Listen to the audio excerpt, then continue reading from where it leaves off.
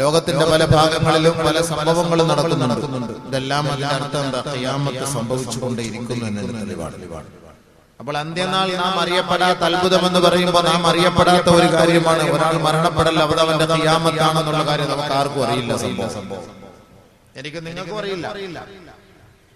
അതുകൊണ്ട് ബഹുമാനമുള്ള സഹോദരങ്ങളെ, ഖിയാമത്ത് നാളിന്റെ അറിയപ്പെടാത്ത അത്ഭുതങ്ങൾ നബിയുനാ റസൂലുള്ളാഹി സ്വല്ലല്ലാഹു അലൈഹി വസല്ലം നമുക്ക് കുറേ വിഷയങ്ങൾ ഇതിനെക്കുറിച്ച് ചർച്ച ചെയ്ത് പഠിപ്പിച്ചിട്ടുണ്ട്. അന്ത്യനാളിന്റെ അത്ഭുതങ്ങളെ കുറിച്ച് നമുക്ക് മൂന്നായിട്ട് തരംതിരിക്കാം. അപ്പോൾ മൂന്നായിട്ട് നമുക്ക് ഓഹരി ചെയ്യാം. ഒന്ന് ഖിസ്മുൽ ലഹറ വൻഖള, സംഭവിച്ചു, വെളിപ്പെട്ടു, അത് അസ്തമിച്ചു. രണ്ട് ഖിസ്മുൽ ലഹറ വലം യൻഖളി, വെളിപ്പെട്ടു ഖിയാമത്തിന്റെ അടയാളങ്ങൾ, പക്ഷെ വലം യൻഖളി, അത് പൂർത്തിയായിട്ടില്ല, അതിങ്ങനെ തുടർന്നുകൊണ്ടേയിരിക്കും. അതാണ് നമ്മൾ ഇപ്പോഴൊക്കെ കണ്ടുകൊണ്ടിരിക്കുന്ന പല പല അത്ഭുതങ്ങൾ. മൂന്നാമത്തെ അത്ഭുതമാണ് ഖിയാമത്തിന്റെ പരിപൂർണമായ അടയാളങ്ങൾ, അൽ അമാറാത്തുൽ കബീറ. അത് വലിയ അത്ഭുതങ്ങളാണ്. അതിങ്ങനെ തുടർച്ചയായി കൊണ്ടേയിരിക്കും. അതോടുകൂടി ഈ ലോകം പരിപൂർണമായി നഷ്ടപ്പെടും. അതാണ് മൂന്നാമത്തെ സംഭവം. ഇപ്പോൾ നമ്മുടെ 21ാം നൂറ്റാണ്ടിലെ വർത്തമാന കാലഘട്ടത്തിൽ നടക്കുന്നത് രണ്ടാമത് നമ്മൾ പറഞ്ഞ വിഭാഗമാണ് ഖിസ്മുൽ ലഹറ വലം യൻഖളി, വെളിപ്പെട്ടു അല്ലാഹുവിന്റെ ദൃഷ്ടാന്തങ്ങൾ, അത്ഭുതങ്ങൾ, പക്ഷേ അത് പൂർത്തിയായിട്ടില്ല, അതിങ്ങനെ തുടർന്നുകൊണ്ടേയിരിക്കും. ഒന്നാമതായി പറഞ്ഞത് ഖിസ്മുൽ ലഹറ വൻഖള, വെളിപ്പെട്ടത് എന്താണ്, പൂർത്തിയായത് എന്താണ്? നബിയുനാ റസൂലുള്ളാഹി സ്വല്ലല്ലാഹു അലൈഹി വസല്ലമ തങ്ങൾ പറയുകയാണ്, ഖിയാമത്തിന്റെ അടയാളമാണ് എന്റെ ജനനം. എന്റെ ജനനം ഖിയാമത്തിന്റെ അടയാളമാണ്. നബിയുനാ റസൂലുള്ളാഹി തങ്ങൾ പറയുകയാണ്, ബുഇസ്തു അന വസ്സഅതു ഖഹാതൈൻ, ബുഇസ്തു അന വസ്സഅതു ഖഹാതൈൻ, ഞാനും അന്ത്യനാളും ഇതേപോലെയാണെന്ന് രണ്ട് വിരലുകൾ ഉയർത്തിപ്പിടിച്ചുകൊണ്ട് അല്ലാഹുവിന്റെ റസൂൽ സല്ലല്ലാഹു അലൈഹി വസല്ലമ തങ്ങൾ പറഞ്ഞു. നബിതങ്ങളുടെ ജനനവും ഖിയാമത്ത് നാളും ഇതേപോലെയാണ്. അല്ലാഹുവിന്റെ റസൂൽ ജനിച്ചത് ഖിയാമത്തിന്റെ അടയാളമാണ്. ബഹുമാനമുള്ള സഹോദരങ്ങളെ, രണ്ടാമതായി നബിയുനാ റസൂലുള്ളാഹി സ്വല്ലല്ലാഹു അലൈഹി വസല്ലമ തങ്ങൾ പറയുകയാണ്, ഫത്ഹു ബൈത്തുൽ മഖ്ദസ്, ബൈത്തുൽ മുഖദ്ദസിന്റെ വിജയം അത് ഖിയാമത്തിന്റെ അടയാളമാണ്. അത് സംഭവിച്ചതായിരുന്നു. ബൈത്തുൽ മുഖദ്ദസിനെ ബഹുമാനപ്പെട്ട ഉമർ റളിയല്ലാഹു തആല അൻഹുവിന്റെ കാലഘട്ടത്തിൽ ജയിച്ചടക്കിയിരുന്നു. ജൂതന്മാരുടെ കൈകളിൽ നിന്ന് ബഹുമാനപ്പെട്ട ഉമർ റളിയല്ലാഹു തആല അൻഹു പരിശുദ്ധമായ ബൈത്തുൽ മുഖദ്ദസ് പിടിച്ചു വാങ്ങിക്കൊടുത്തു. ജൂതനസ്രാണികളുടെ കരാള ഹസ്തങ്ങളിൽ നിന്ന് സുലൈമാൻ നബി അലൈഹിസ്സലാത്തു വസ്സലാം എടുത്തുയർത്തിയ പരിശുദ്ധമായ ബൈത്തുൽ മുഖദ്ദസ് അത് മുസൽമാന്റെ ഗേഹമാണ്. ആകാശത്തിന്റെ കവാടം അവിടെയാണ്. ആദരവായ റസൂലുള്ളാഹി തങ്ങളെ മിഅ്റാജിലേക്ക് കൊണ്ടുപോയപ്പോ പരിശുദ്ധമായ ബൈത്തുൽ മുഖദ്ദസിൽ വെച്ചല്ലയോ ഒരിടത്താവളം എന്ന നിലയിൽ മഹാനായ ജിബ്രീൽ അലൈഹിസ്സലാത്തു വസ്സലാം വിശ്രമ കേന്ദ്രമായി കണ്ടത് ബൈത്തുൽ മുഖദ്ദസാണ്. എന്തിനാണ്? അവിടെ മുതലാണ് പിന്നീട് അങ്ങോട്ട് ആകാശരോഹണം നടന്നത്. ആകാശത്തിന്റെ വാതിൽ ബൈത്തുൽ മുഖദ്ദസിന്റെ മുകളിലാണ്. മഹബത്തുൽ അംബിയാ, മഹബത്തുൽ വഹീ വ മഖറുൽ അംബിയാ, വഹീ ഇറങ്ങുന്ന സ്ഥലം അവിടെയാണ്.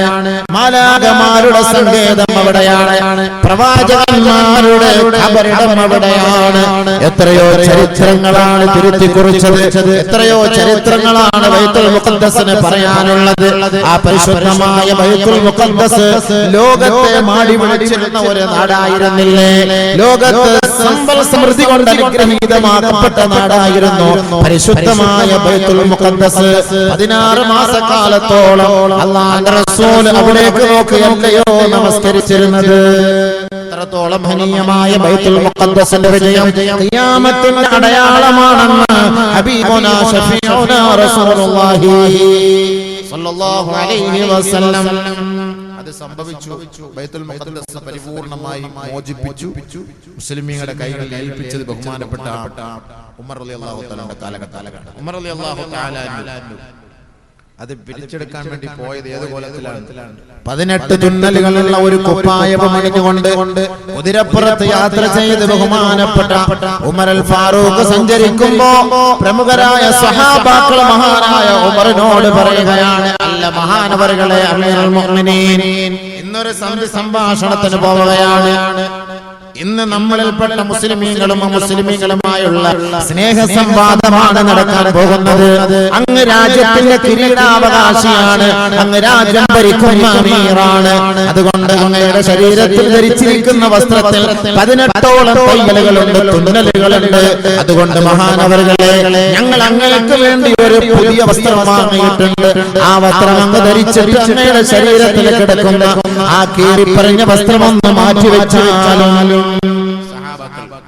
നല്ല വസ്ത്രമൊക്കെ ഇട്ട് വെടിപ്പായിട്ട് പോകാൻ വേണ്ടിയിട്ട് സഹാബാക്കൾ നല്ല പുതിയ വസ്ത്രം വാങ്ങിക്കൊടുത്തു. ബഹുമാനപ്പെട്ട ഉമറുൽ ഫാറൂഖ് റളിയല്ലാഹു തആല അൻഹു ആ പുതിയ വസ്ത്രം വാങ്ങി ശരീരത്തിൽ ധരിച്ചിട്ട് ബാത്റൂമിലേക്ക് പോയി പഴയ വസ്ത്രം കഴുകാൻ ഉപയോഗിച്ചു. സാധാരണ നമ്മൾ പഴയ വസ്ത്രം ധരിച്ചിട്ടാണ് കഴുകുന്നത്. ഇതിപ്പോ പുതിയ വസ്ത്രം ധരിച്ചിട്ട് പഴയ വസ്ത്രം കഴുകി ശുചിയാക്കി വൃത്തിയാക്കി ഉണക്കി തയ്ച്ച് അല്ല റാഹത്താക്കി യാത്ര പുറപ്പെടാൻ നേരത്ത് പുതിയ വസ്ത്രം അഴിച്ചു മാറ്റി അതേ പഴയ വസ്ത്രം തന്നെ ഉപയോഗിച്ചു.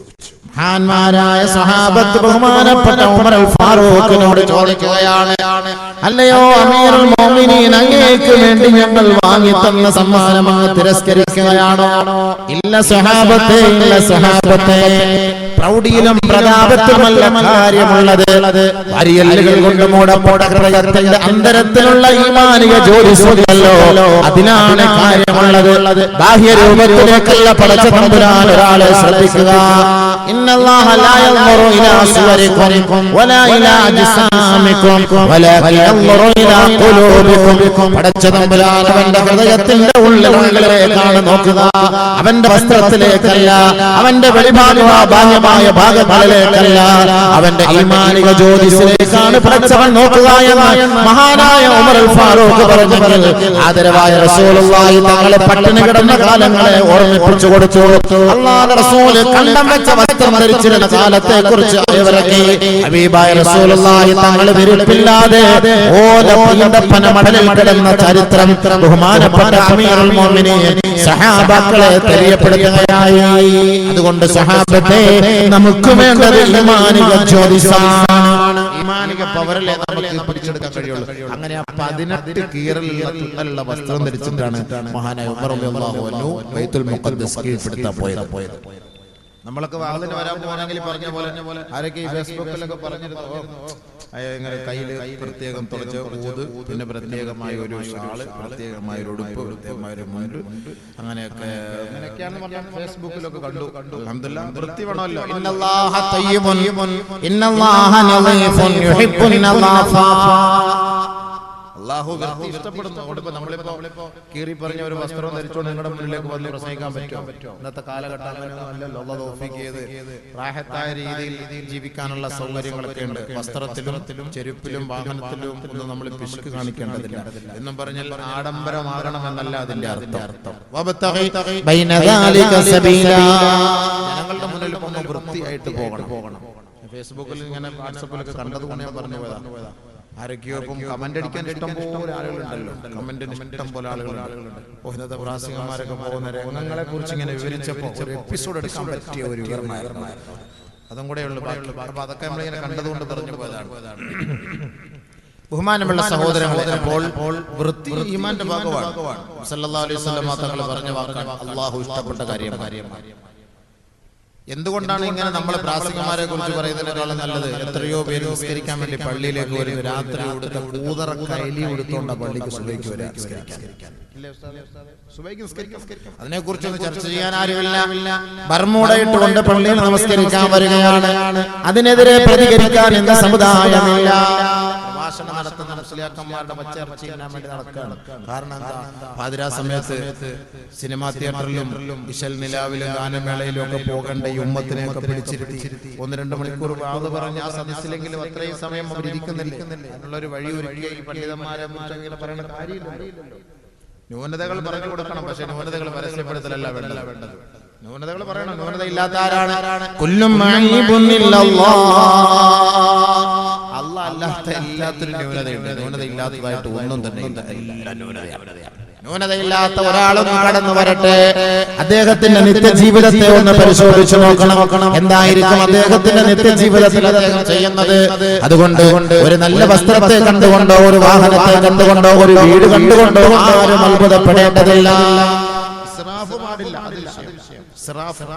അമിതമായി ആവശ്യമില്ലാതെ ആവശ്യത്തിനും അപ്പുറം ചെയ്യുന്ന ഭക്ഷണമാകട്ടെ, വാഹനമാകട്ടെ, വസ്ത്രമാകട്ടെ, വീടാകട്ടെ, അത് അല്ലാഹുവിന്റെ ഹിസാബാണ്. അത് നമ്മൾ സമാധാനം പറയണം. അതല്ലാതെ കണ്ടൊരു നല്ല വസ്ത്രം ഇട്ടിട്ട് പ്രസംഗിക്കാൻ പോകുന്നതിനെതിരെ കുറ്റം ഇച്ചിരി മോശമായ വസ്ത്രം നൈമൂല്യാക്കന്മാരോ ഒരു വൃത്തിയില്ല, അതും പറയും.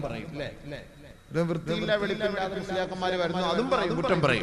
എവിടെയും പ്രശ്നങ്ങളാണ്. കരയിലും പോകാൻ പറ്റൂല, കടലിലും പോകാൻ പറ്റൂല, ആകാശത്ത് കൂടെ പറക്കണം. അതേ പറ്റൂ. ബഹുമാനമുള്ള സഹോദരങ്ങളെ, നബിയുനാ റസൂലുള്ളാഹി സ്വല്ലല്ലാഹു അലൈഹി വസല്ലമ തങ്ങൾ പറഞ്ഞ രണ്ടാമത്തെ അത്ഭുതമാണ് മഹാനായ ഉമർ റളിയല്ലാഹു തആല അൻഹുവിന്റെ കാലഘട്ടത്തിൽ സംഭവിച്ചത്. ഇനിയും ഒരു കാലഘട്ടം ഉണ്ടാകും, ഇന്ന് ജൂതന്മാരുടെ കൈകളിലിരിക്കുന്ന ബൈത്തുൽ മുഖദ്ദസിനെ വീണ്ടും മോചിപ്പിക്കപ്പെടുമെന്ന് ഹബീബായ റസൂലുള്ളാഹി തങ്ങൾ പറഞ്ഞില്ലേ?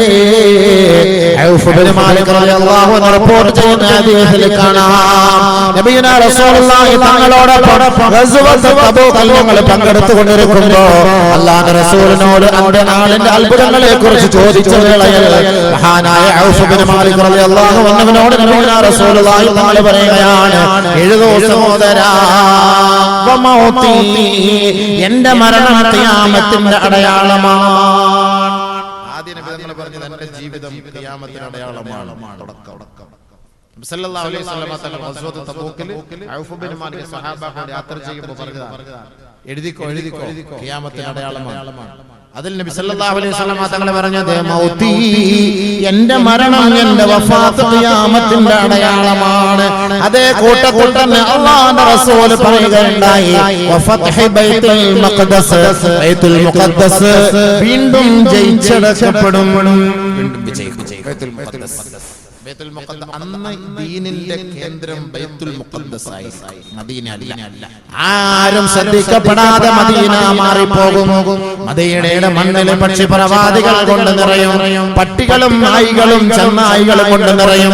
പരിശുദ്ധമായ മദീന പള്ളിയുടെ ഉമ്മറപ്പടിയിൽ പോലും ചെന്നായികൾ വന്ന് ഭക്ഷണം കഴിക്കുന്ന ഒരവസ്ഥ എത്തോളം മദീന പട്ടണത്തെ വളരെ വളരെ നിസ്സാരമായി ജനങ്ങൾ കാണുന്ന ഒരു കാലഘട്ടം വന്നാൽ അത് ഖിയാമത്തിന്റെ അടയാളമാണ്. ആ ഒരു കാലഘട്ടം ഉണ്ടാകുന്ന, അങ്ങനത്തെ ഒരു കാലഘട്ടം ഉണ്ടാവും. മദീനയുടെ മെമ്പറിലൊക്കെ പട്ടി നായികൾ കയറിയിരിക്കുന്നതാണ്. ഇത്രത്തോളം ഒരു കാലഘട്ടം ഉണ്ടാകും. അന്ന് ദീനിന്റെ പ്രവാഹ കേന്ദ്രം ബൈത്തുൽ മുഖദ്ദസ് ആയിരിക്കും. ബൈത്തുൽ മുഖദ്ദസിന്റെ വിജയം നബി സല്ലല്ലാഹു അലൈഹി വസല്ലം തങ്ങൾ വീണ്ടും ഒന്നുകൂടെ ഓർമ്മിപ്പിച്ചിട്ടുണ്ട്. എന്റെ വഫാത്ത് അത് ഖിയാമത്തിന്റെ അടയാളമാണ്. അതേപോലെ ബൈത്തുൽ മുഖദ്ദസിന്റെ വിജയം അത് ഖിയാമത്തിന്റെ അടയാളമാണ്.